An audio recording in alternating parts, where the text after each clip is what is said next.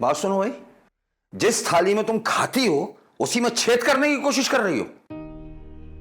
बात क्या है फुप्पा? ज्यादा मासूम मत बनना। तुमने अपने खालू को फोन करके नहीं बताया कि जहूर अंकल यहां आ रहे हैं?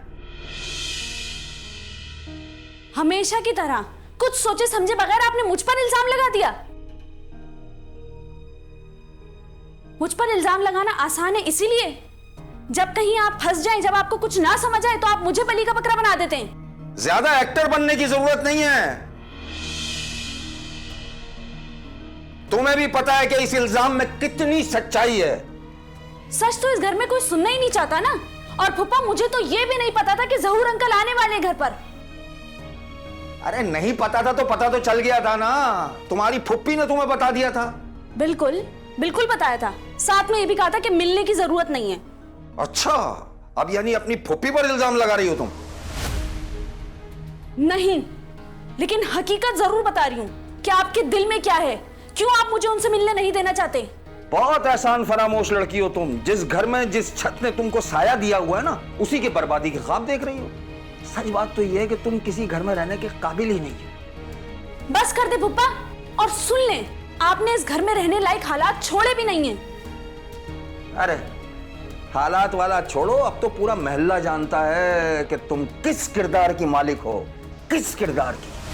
फुप्पा, आप अभी के अभी मेरे कमरे से चले जाएं। क्या हो रहा है ये? क्या शोर किया हुआ है तुम लोगों ने? अरे क्या शोर किया हुआ है? मैंने आईना दिखाया, सच्ची बातें बताई, बुरा मान गई। फुप्पा मुझ पर इल्जाम लगा रहे हैं कि मैंने खालू को कॉल करके ये बोला कि जहूर अंकल आने वाले घर पर। हालांकि मैं तो खुद उनसे मिलना चाह रही थी। आपने मुझे सख्ती से मना कर दिया था।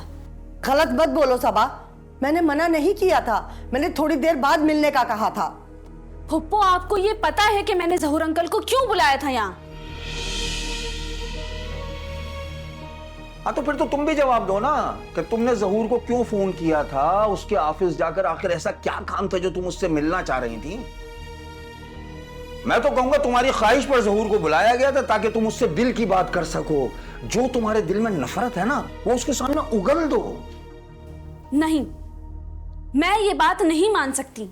जिस तरह मुझसे बातें छुपाई जा रही थी ना, आप दोनों का जरूर कोई मकसद था। देख रही हो, एक एक करके सारी बात सामने आ रही है, एक एक बात करके उगल रही है। इसके दिल में पहले से शक था। ये हमसे बदगुमान है, इसलिए इसने जफर को फौरन फोन कर दिया। जुबैर, तुम चुप हो जाओ, मैं बात कर लूंगी सबा से। मुझे किसी से कोई बात नहीं करनी है। आप दोनों इसी वक्त मेरे कमरे से चले जाएं, प्लीज।